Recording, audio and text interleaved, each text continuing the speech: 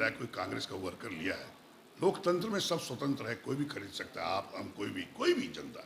ये तो यही तो खूबसूरती है लोकतंत्र की। हम लोग अभी 19 हैं, इसलिए 19 में हम लोग नहीं जीत सकते, और हम लोग 19 जब हैं तो जीतेंगे नहीं, आप भी जानते हैं, इसलिए हम लोग चुनाव नहीं लड़ रहे। यही आलाकमान का निर्णय है। हम लोग किसी को ना सपोर्ट करेंगे ना कुछ करेंगे, हम लोग रहेंगे, चूंकि हमको जनता ने 19 ही सीट दिया है। इंतजार करेंगे अगले चुनाव में जो आए कि हम लोग को पूरे बहुमत जनता दे।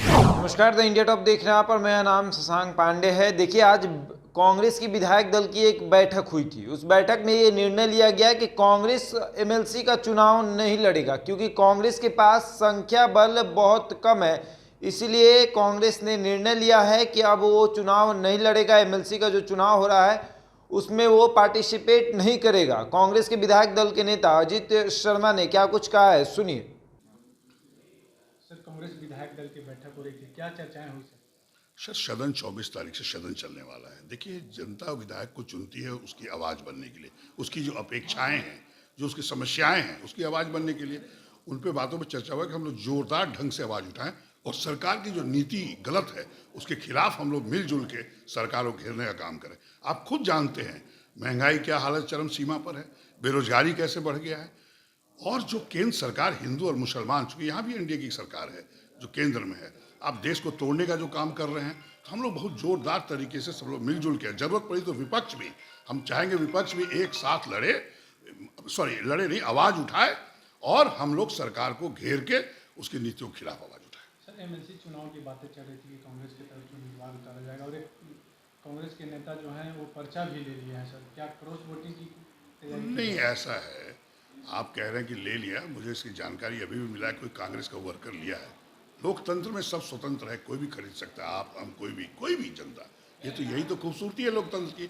लेकिन जहाँ तक कांग्रेस का सवाल है, जनता ने सिर्फ आपको 19 सीट दिया है, हम लोग को 31 है ही नहीं।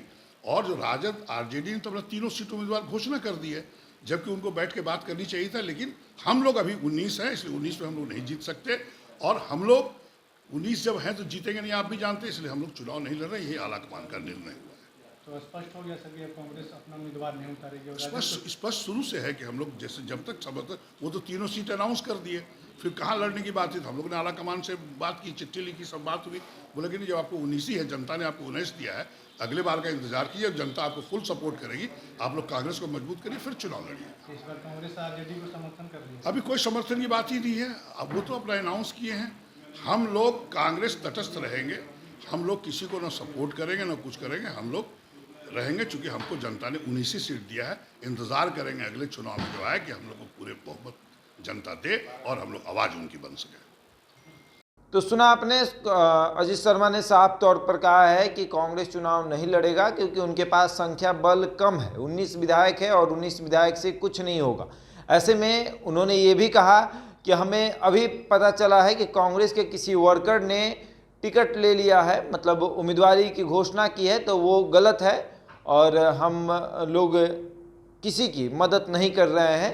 कांग्रेस चुनाव भी लड़ने नहीं जा रहा है, क्योंकि हमारे पास संख्या बल बहुत कम है। तो कुल मिलाकर अब ये साफ हो गया है कि कांग्रेस मैदान में नहीं उतर रहा है, कांग्रेस किसी की मदद भी नहीं करेगा। यानी कांग्रेस के 19 विधायक निश्चिंत हैं कि किसी को वोट नहीं करना है। कांग्रेस को किसी की मदद की ज़रूरत भी पड़ेगी तो कांग्रेस किसी की मदद नहीं करेगा, ये साफ हो गया है। देखिए, अजित शर्मा ने साफ तौर पर कह दिया है कि कांग्रेस किसी की मदद नहीं करेगा, क्योंकि उनके पास संख्या बल बहुत कम है। ऐसे ही तमाम खबरों के लिए जुड़े रहे हमारे साथ और देखते रहें द इंडिया।